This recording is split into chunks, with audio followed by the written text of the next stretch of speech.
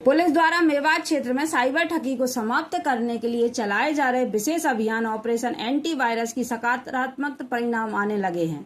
ग्रामीण भी अब पुलिस का सहयोग करने के लिए आगे रहे। इसी सिलसिले में आईजी राहुल प्रकाश ने मेवात के गांव झिंझपुरी पहुंचकर ग्रामीणों की पंचायत में शिरकत की और उन्हें संवाद किया। आईजी ने लोगों से अपील की कि धंधे को छोड़कर समाज की मुख्य धारा में शामिल हों। पुलिस चाहती है कि नौनिहाल शिक्षा के क्षेत्र में कदम बढ़ाएं, पढ़कर डॉक्टर इंजीनियर बने। आईजी ने कहा कि साइबर अपराध एक वायरस है और इसे पूरी तरह से खात्मे करना है। पुलिस बूस्टर डोज देना जारी रखे। कि जिन के माध्यम से ये क्राइम बढ़ रहा है या जिनको अब सुधारना है वो लोग यहाँ उपस्थित हैं, वो हमारी बात और आपकी बात को समझ रहे हैं, सुन रहे हैं। ये एक अच्छी पहल है।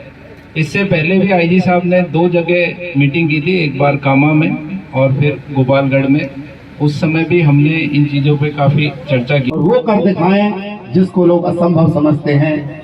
हम सब अब आईजी साहब से मिल लो, एक मिनट बाद कांवड़ी के लोग मिलना चाहते हैं, मिलो। हाँ, वो बुला रहे आईजी साहब। भविष्य के लिए है। और जो लोग ये अपराध कर रहे हैं, क्या यहाँ के 100% लोग ये अपराध कर रहे हैं? ऐसा बिल्कुल भी नहीं है। लेकिन बदनामी तो 100% लोगों की है। हर आदमी के जो यहाँ पे रहता है वहां पे आप ये नहीं कह सकते कि नहीं साहब मैं नहीं करता, मेरा बच्चा नहीं करता, हम इसमें जुड़े हुए नहीं है। बहुत मुश्किल है। जब ब्रांडिंग हो जाती है तो सबके लिए हो जाती है। तो एक बात बहुत जरूरी है कि इस अपराध को 0 पे लेकर के जाए, और 0 पे लेके जाने के लिए आप में से एक व्यक्ति का मुझे सहयोग चाहिए। उसके बिना ये पॉसिबल नहीं है।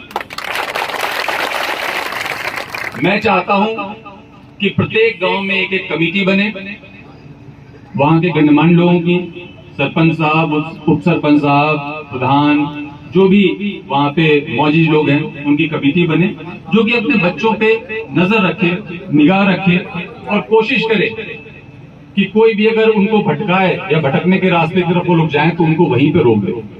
हम नहीं चाहते कि हमें किसी के घरों में जाना पड़े। मैं बड़ी ईमानदारी से आपको बता रहा हूं कि हम नहीं चाहते कि पुलिस को किसी के घर के अंदर जाना पड़े और वहां पे जाने पे उनकी बहू बेटियां परेशान हो। मैंने पहले भी ये बात कही थी कि खुद को मुझे बहुत दर्द होता है, मुझे खुद को बड़ा अफसोस होता है जबकि वो बड़ी डरी सहमी सी महिलाएं, उनकी बहनें, माएं, पत्नियां, छोटी बच्चियां दुबक करके कोने में बैठी हुई रहती है और पुलिस अपराधी को पकड़ने के लिए उनके घरों के अंदर जाती है। ये बड़ा दर्दनाक मंजर होता है। इस मंजर से हम सामना नहीं करना चाहते। निर्णय आपको करना है कि आप लोग सामना करना चाहते हैं। यहाँ पे जितने वक्ताओं ने जितनी बातें रखी, जो भी हमारे प्रधान जी थे, सरपंच साहब थे, गणमान्य व्यक्ति थे, उन्होंने लगभग इस बुराई के हर पहलू को और जो पुलिस की कार्रवाई हो रही है उसके सभी पक्षों को आपके सामने रख दिया है।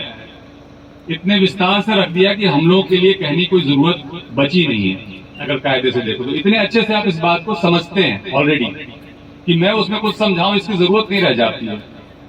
आप खुद में इतने सक्षम हैं, आप खुद में इतने काबिल हैं कि आप समझते हैं कि आखिर ये जो पूरी चीज है ये किस तरीके से हमारे पूरे कौम को बर्बाद कर रही है।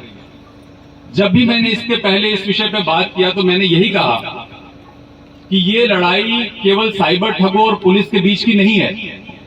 ये लड़ाई केवल साइबर ठगों और पुलिस के बीच की नहीं है, बल्कि ये लड़ाई है आपके भविष्य को बचाने की, हमारे मेवात के भविष्य को बचाने की लड़ाई है। मुझे बहुत दुख होता है जब मैं सुनता हूं कि लोग कहते हैं कि ये मकान तोड़ दिया गया, ये दुकान तोड़ दी गई और हम उन तोड़ने वालों के खिलाफ कार्रवाई करेंगे और आप हमारे पास आओ, हम आपको बचाएंगे। तो कहना क्या चाह रहे हैं, इसको समझने की जरूरत आप लोगों को है। वो कहना क्या चाह रहे हैं? वो ये कहना चाह रहे हैं कि जो दुकान टूटी, जो मकान टूटी था किसका? अपराधी का था। सबको पता है कि वो अपराधी का था। सही तरीके से तोड़ी गई, 2 बार नोटिस देकर के तोड़ा गया उसको। गलत जगह पे बना हुआ था, उसको कागजात नहीं थे तब तोड़ा गया उसको। लेकिन फिर भी आपको कहा जा रहा है कि हम इसको बचाएंगे और आप हमारे पास आओ। इसका उद्देश्य क्या हुआ? इसका उद्देश्य यह हुआ कि आप अपराध करिए। इसका उद्देश्य यह हुआ कि आप अपराध करिए, आपके पिताजी भी अपराध करते रहे, उनका बेटा भी अपराध करे और आपकी आगे आने वाली नस्लें भी अपराध करें। ये हम कहना चाह रहे हैं। क्या इस मैसेज को आप लोग स्वीकार करेंगे? नहीं करेंगे और नहीं करना चाहिए। इस तरह की जो चीज होती है, जबकि हम चाहते हैं कि लोग गलत कामों में उलझे रहें और उसके कारण हमारे कदमों में पड़े रहें। मैं ये कतई नहीं चाहता। मैं चाहता हूं कि आप लोग गर्व से सीना चौड़ा करके सबके सामने चलें। आप जब कहें कि हम मेवात से हैं तो लोगों के सर आपके सामने इज्जत से झुकें। आपके हर घर से डॉक्टर और इंजीनियर निकले, आपके घरों से आईएएस और आईपीएस निकले, क्यों नहीं निकल सकते? कोई कारण है क्या? कारण जो बन रहा है वो ये बन रहा है कि हमने अपने आदर्श गलत बना रखे हैं। हमारे सामने अगर किसी की अवैध कमाई, अपराध की कमाई से करोड़ों रुपए के मकान बनेंगे, लग्जरी गाड़ियां चलेंगी, तो हमें वो अपना आदर्श दिखाई देगा। और वो आदर्श कब टूटेगा? वो आदर्श तब टूटेगा जब वो मकान टूटेगा। जब वो मकान टूटेगा, जब वो दुकान टूटेगा, तब वो आदर्श टूटेगा हमारे बच्चों के। लेकिन नहीं, ये रास्ता जो है वो सही नहीं है।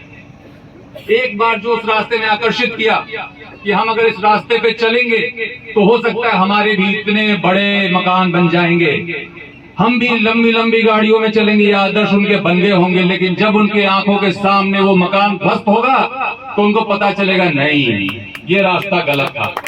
असली रास्ता धर्म का है, ईमान का है, ईमानदारी का है, जो बुजुर्गों ने बताया है, और हमें उसी रास्ते पे चलना है। तो इस तरह की बातें जो कि आपको एक बार बुरी लग सकती है कि मकान टूटा, दुकान टूटा, जेल में लोग जा रहे हैं, वो इसलिए नहीं है कि हमें यहाँ पे कोई अत्याचार या जुल्म करना है। वो इसलिए है कि हमें उस गड़बड़ी को ठीक करना है जिसके कारण हमारे आने वाले भविष्य के लिए एक चुनौती पैदा हो गई है। मैं सच कहूं तो मुझे आपके बीच में आकर बहुत अच्छा लगता है, अपने घर जैसा लगता है, बहुत अपनापन लगता है। मैं यहाँ पे बहुत सारे लोगों को चेहरे से जानता हूँ और पता नहीं कितना हम मिल चुके हैं, कितना इस इलाके में घूम चुका हूँ, कितना आ जा चुका हूँ। पूरे दिन कई बार यहाँ पे इस इलाके में, आपके इलाके में मेरा बीता है। तो मुझे तो आप बिल्कुल अपने लगते हैं, अपने घर के लगते हैं। और इसलिए मैं ये चाहता हूँ कि जो एक बहुत बड़ा कलंक, पहले भी एक टटलूबाजी के रूप में यहाँ पे कलंक था, लेकिन वो एक लिमिटेड, एक बड़े ही सीमित क्षेत्र में था। लेकिन जब से साइबर क्राइम शुरू हुआ, और जैसा हम सभी जानते हैं कि उसका उत्पत्ति अपन कैथवाड़ा से और झेंझपुरी और उसके आसपास के गांवों से मानते हैं, तब से ये एक वायरस की तरह, जिस तरीके से आपने देखा कोरोना वायरस एक से दूसरे, दूसरे से तीसरे, तीसरे से चौथे लगातार फैलता चला जा रहा है। जो भी उसके संपर्क में आ रहा है वो उस वायरस से ग्रसित होता जा रहा है। उस तरीके से ये साइबर क्राइम इस पूरे क्षेत्र में फैला, और तब जरूरत पड़ी एक एंटीवायरस की।